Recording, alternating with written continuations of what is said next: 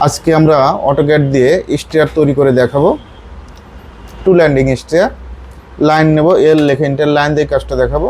এখান থেকে 15 ফিট, কত ফিট নেব? 15 ফিট। এদিকে 7 ফিট 2 ইঞ্চি, একইভাবে এদিকে 15 ফিট, এদিকে 7 ফিট 2 ইঞ্চি। পারবা?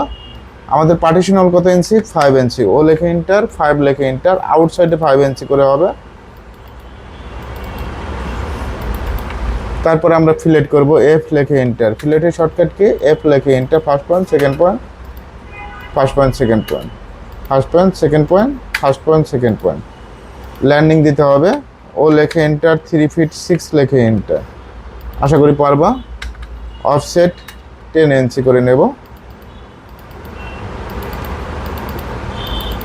জাস্ট ক্লিকের কাজ। এখন তোমার প্রবলেমটা হলো এই জায়গাতে রেলিং স্পেস, এল লেখে এন্টার। মিড পয়েন্ট থেকে একটা লাইন নেবা, আশা করি মিড পয়েন্ট পাবা। অফসেট আমরা কত নেব? 3 নেব। কত নেব? 3। তাহলে অফসেট রেলিং স্পেস 6 ইঞ্চি, তাহলে 3টা আপার পয়েন্টে 3, ডাউন পয়েন্টে 3, তাহলে 6 ইঞ্চি হয়ে গেল। মাঝখানেটা সিলেক্ট করে ডিলেট। তুমি এই জায়গায় মনে ট্রিম করতে পারো। ট্রিম করে এখানে কি করবা? সরাসরি মাঝখানেরটা কি করবা? সিলেক্ট করে ডিলেট করে দিবা, তারপর ট্রিম করে দিবা। টিআর লেখে ডাবল এন্টার। এখানে একটা ক্লিক, এই লাস্টে এসে ক্লিক। দেখছো কোথায় ক্লিক করছে?